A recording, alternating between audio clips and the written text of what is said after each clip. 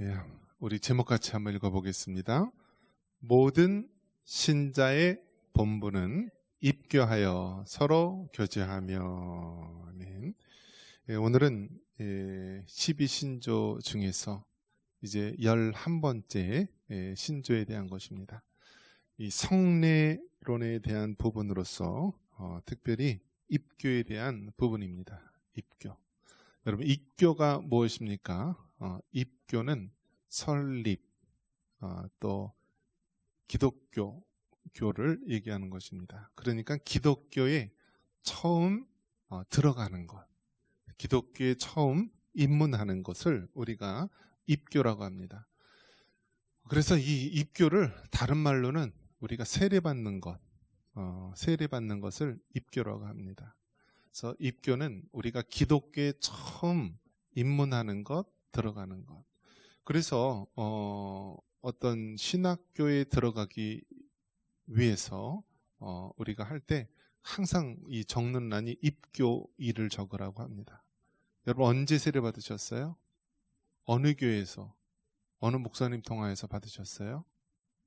그거 모르면요, 신학교에 주의종이 돼서 못 들어가요. 또 미션 스쿨이라든지 또 그런 데 가면은요, 그 직원들 보면은 입교한 사람들을 다 요구를 합니다. 그래서 언제 입교, 세례를 받았는지. 그만큼 이것이 무엇을 뜻하는 것입니까? 중요하다라는 거예요. 중요하다. 입교. 여러분, 스텔스라는 말을 들어보셨습니까? 스텔스 비행기 하면은 어떤 거죠? 스텔스라는 것이 눈에 띄지 않고 보이지 않는 것, 레이더에도 잡히지 않는 것을 우리가 스텔스 비행기. 그래서 요즘에 스텔스 뭐 배도 있고요, 뭐 스텔스 뭐 탱크 뭐 그렇게 쓰는데요. 요즘엔 성도들 중에서요, 스텔스 성도들이 많아요. 자신이 성도인지 아닌지 전혀 내색을 하지 않아요. 우리가 기독교의 상징하면은 우리가 뭐를 많이 썼죠? 십자가를 썼잖아요. 십자가. 그래서 요즘에 이제 과거에는 이제 기독교인이라는 것을 이제 십자가 목걸이 하면서도 얘기하고요.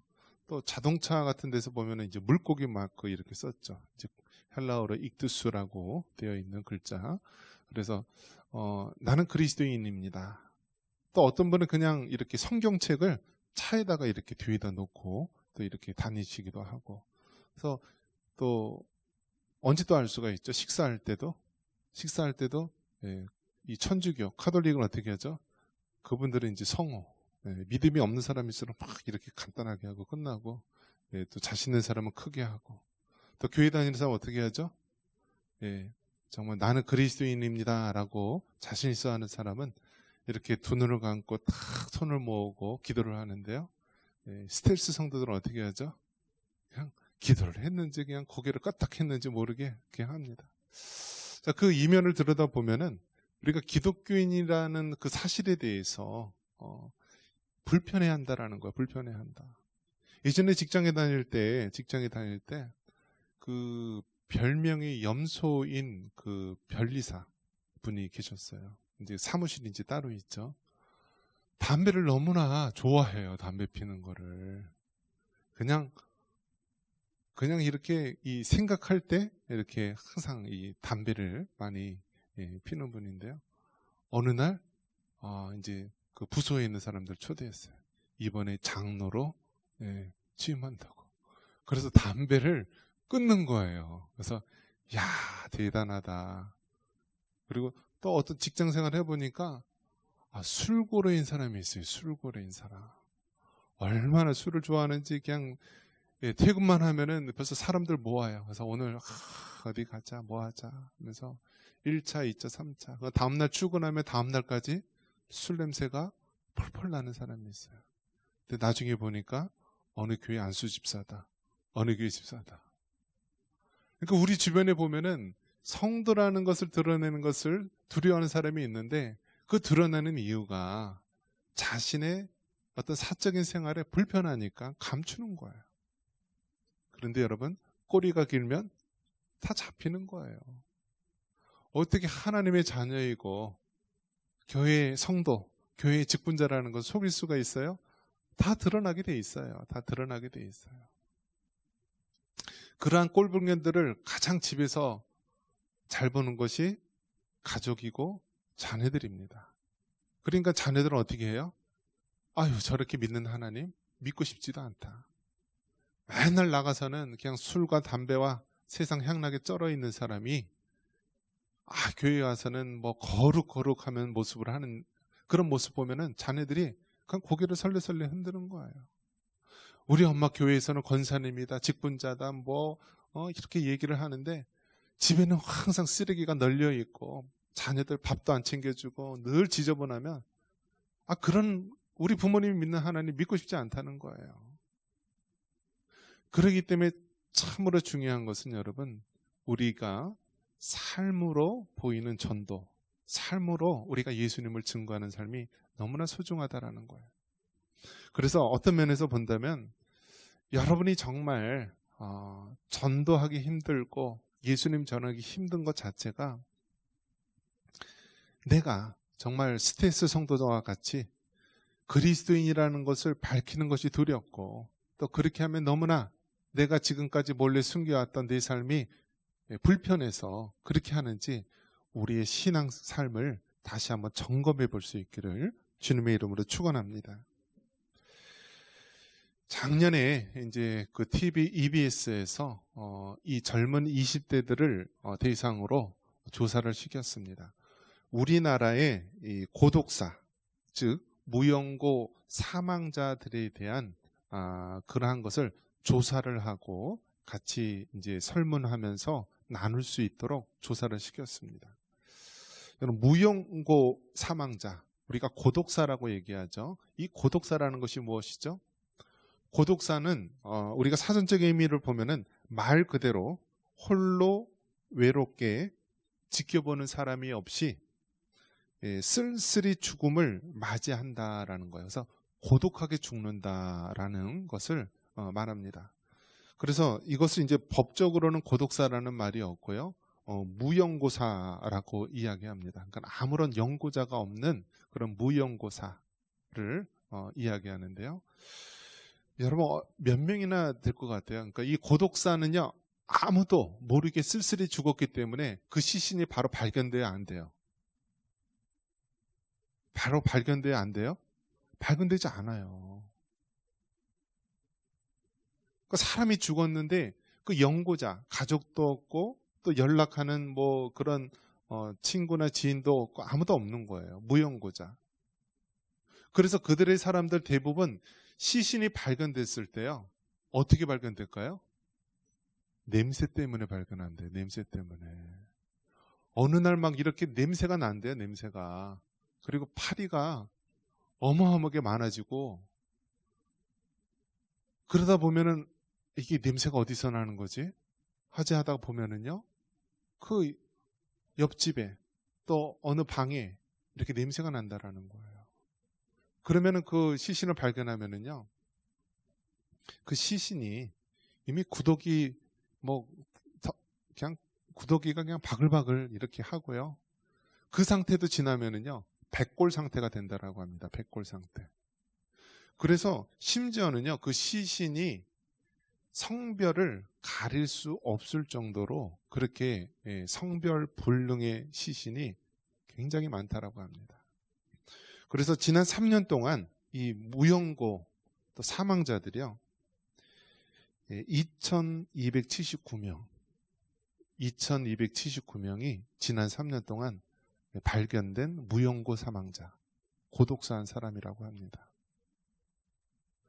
그러니까 2279명, 한 2200여 명이 시신이 발견됐는데 고독사, 아무런 연고자가 없이요, 그냥 발견됐다라는 거예요.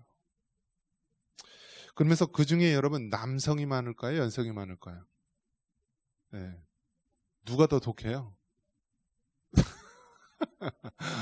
여자가 독하죠. 여자가 더 오래 살잖아요, 여러분. 여자가 더 오래 살아요. 평균 4년, 5년 이상 더 평균적으로도 오래 살잖아요.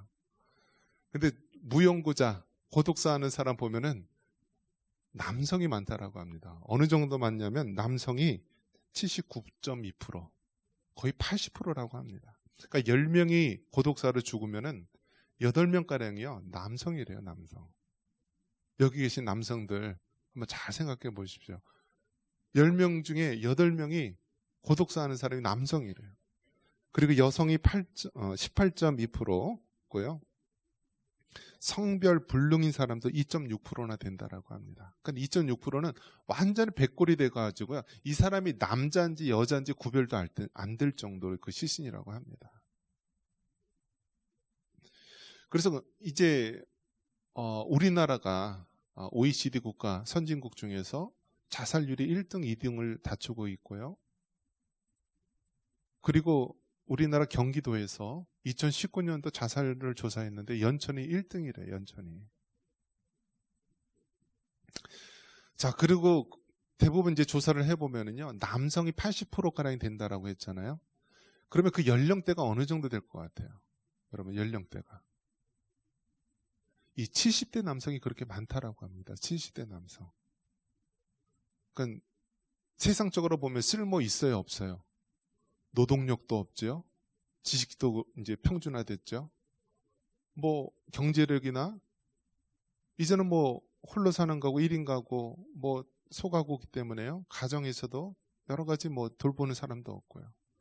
그러니까 70대 남성들이 그렇게 많이 고독사를 했는데요. 요즘 새롭게 또 변화되는 특성이 무엇이냐면요.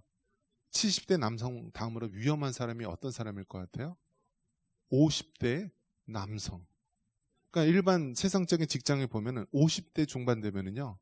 다 직장에서 이제 퇴직을 하고 은퇴를 하잖아요. 그리고 제2의 인생 준비를 위해서 하는 그런 시대이기도 한데요. 이 50대 남성들이 그렇게 고독사하는 사람이 많았습니다. 그래서 70대에서 점점 나이가 어떻게 돼요? 50대로 갔어요. 그러면 어디로 갈 것 같아요? 우리가 생각하기에 나이 든 사람만 죽을 것 같죠? 그런데 여러분, 그 나이가 이제 40대, 30대 남성으로 줄어든다라고 해요. 40대, 30대. 그래서 그 고독사를 이제 고독사로 죽은 그 사람의 그 히스토리, 역사를 이렇게 추적해 가는 거예요. 이 대학생 조사팀이 이제 자율적으로 대학생들을 모아서 했는데 거기서 한 가지 공통적인 사실이 무엇이냐면요. 혼자 사는 사람들, 그 사람들에 대한 실상을 그 설문조사하는 20대들이 좀 깨달으라는 거예요. 깨달으라. 요즘 젊은이들 혼자 사는 것이 좋다라고 하잖아요. 그리고 1인 가구가 이제 1000만 명이 넘었잖아요. 그러니까 그 조사하는 사람들 1인 가구, 그러니까 조사하는 사람들이 그 젊은 대학생들이 고독사한 사람들이 정말 처음서부터 나는 왕따고 나는 처음서부터 살았느냐, 처음서부터 이 사람은 그냥 불우한 환경에서 자랐느냐, 이 고독사한 사람들 이렇게 구더기가 범벅이 되고 나중에 수개월이 되어서 심지어는 몇 년이 되어서 발견된 그 사람들이 전혀 이상한 나라의 그런 사람들이냐, 그게 아니다라는 거예요. 우리와 똑같은 그런 평범한 삶을 살았던 사람이고 우리의 이웃이었고요. 그 중에 어떤 사람은요, 학교 선생님, 평생 동안 학교 선생님 했던 그 남자분이 나왔습니다. 아내가 먼저 암으로 죽고요. 이분도 이제 굉장히 부인이 죽음으로 인해서 슬퍼하다가 이제 은퇴를 했어요. 이제 평생 동안 교사 생활을 하다 은퇴를 하다가 그 얼마 안 되는 그 자금을 가지고 또 사업을 한답시고 하다가 망했어요. 그러다 본인도 또 암에 걸렸어요. 그래갖고 노숙자가 됐어요. 그래갖고 이 고독사한 사람을 정말 이름도 모르고 그냥 홀로 사다가 나중에 시신이 다 부패해서 고독사로 무용고자로 발견된 이 사람을 역추적해서 봤더니 이 사람이 한때는 그냥 학교에서 평생 동안 교직에 몸담았던 그런 선생님이었고 사랑하는 아내도 있었고 또 그렇게 남들 보기에 정말 괜찮은 그런 사람이었다라는 거예요. 그런데 한순간에 그렇게 고독사에서 마지막 그 비참한 최후의 모습을 볼 수 있다라는 거예요. 또 어떤 여성은 나옵니다. 이 여성은요, 주변 사람들 보면은 허리가 굽어가지고 그냥 많이 늙어서 그렇게 끙끙 앓다가 죽은 고독사한 여인인데요. 이 여인을 조사해 봤더니 이 여인의 집, 홀로 살다 있던 집, 그 집에는 무용고자이기 때문에 아직 짐들을 치우지 않고 오랫동안 방치됐다라고 합니다. 그리고 그러한 집에는 사람이 이사도 오지 않고 오지도 않는데요. 그래서 그 젊은 대학생들이 그 고독사에서 죽은 여인의 그 집에 이렇게 보면은요, 똑같은 사람이다라는 거예요. 이 사진 앨범을 보면서 이 사람도 한때는 10대, 20대, 30대 그렇게 젊었을 때는 그렇게 꿈을 꾸고 그렇게 했던 사람인데 한순간 가족하고 연락이 단절이 되고 그리고 홀로 있다가 뭐 넘어져서 허리 골절이 되고 또 그러다가 또 뭐 병이 걸리고 그러다가 이제 쓸쓸히 홀로 하루하루 지옥과 같은 그런 삶을 맞이한다라는 거예요. 여러분, 오늘 말씀의 주제가 무엇이냐면 입교입니다. 세례를 받는 것. 세례의 의미가 무엇입니까? 세상에 있는 사람들이 기독교로 나는 예수님을 믿는 하나님의 자녀로 들어오는 것이 세례이고 입교라고 부르고 이거를 우리는 성례식으로 받아들이고 있습니다. 예수님을 믿지 않는 그 사람들 마음속에는요, 처음에 20대, 30대, 40대 잘 나갔을 때는요, 혼자 사는 것이 너무나 괜찮은 삶처럼 보이고 너무나 남부럽지 않게 되어 보이지만 한순간에 그렇게 나락으로 떨어지고요, 자기를 붙들어 줄 수 있는 것이 없기 때문에 쓸쓸히 고독사하는 사람이 많다라는 사실입니다. 그렇다면 여러분, 우리는 정말 교회, 우리 성도로서 그리스도인으로서 이 부분을 어떻게 감당해야 됩니까? 다른 지역보다 특히 이런 시골, 우리가 외곽 지역에 가면은 더 많은 독거 노인이 있고 더 많이 홀로 사는 사람들이 있는데 이 부분을 어떻게 교회가 감당해야 됩니까? 바로 그들에게 예수님 복음을 전하고요, 그들이 하나님의 교회의 구성원이 될 수 있도록 세례를 받고 입교할 수 있도록 우리가 전도하고 인도해야 된다라는 거예요. 요즘 젊은이들이요, 홀로 사는 것을 너무 좋아하는 사람이 많이 있다라는 거예요. 근데 여러분, 홀로 사는 거는요, 그 사람이 주변에 친구가 있고 아는 지인이 있고 그래도 그나마 경제력이 있고 사회활동을 할 수 있기 때문에 혼자 사는 것이 즐거워 보이고 괜찮아 보이지만요, 자신이 가진 것이 없어지고 병들고 그렇다면 정말 홀로 사는 것은 가장 큰 두려움이고 또 가장 어려운 상황 가운데 떨어지게 되는 것입니다.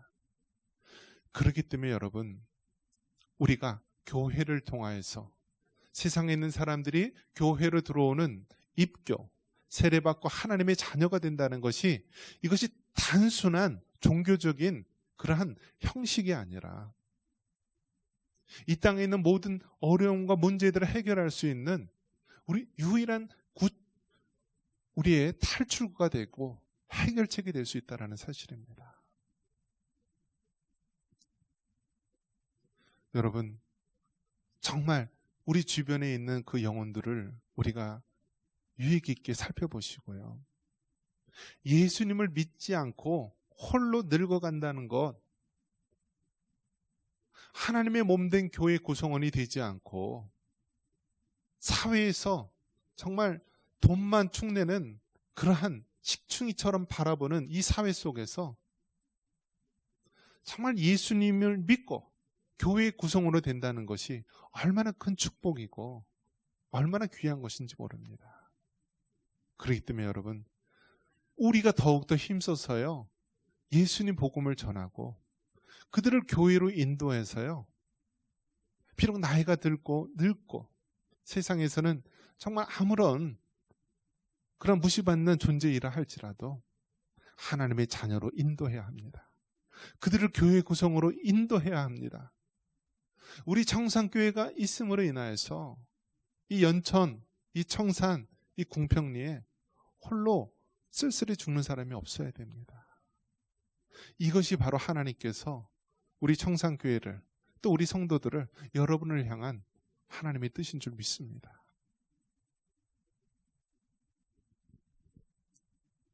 말씀을 맺습니다. 우리의 사명이 어디에 있습니까, 여러분? 우리는 그 죽는 순간까지도 순교적인 삶으로 하나님을 잘 섬기며 사는 것입니다. 우리 주변에 아직도 그 좋으신 예수님을 알지 못하고 쓸쓸히 죽어가는 사람이 있다면요, 그분에게 예수님 전하세요. 우리가 비록 가진 것이 없고 세상에 힘이 없고 연약한 자라 할지라도 예수님을 전하고 그 한 영혼을 하나님께로 인도할 때, 하나님의 자녀로 세울 때, 세례를 받고 입교할 수 있도록 할 때 하나님께서는 크게 기뻐하실 것입니다.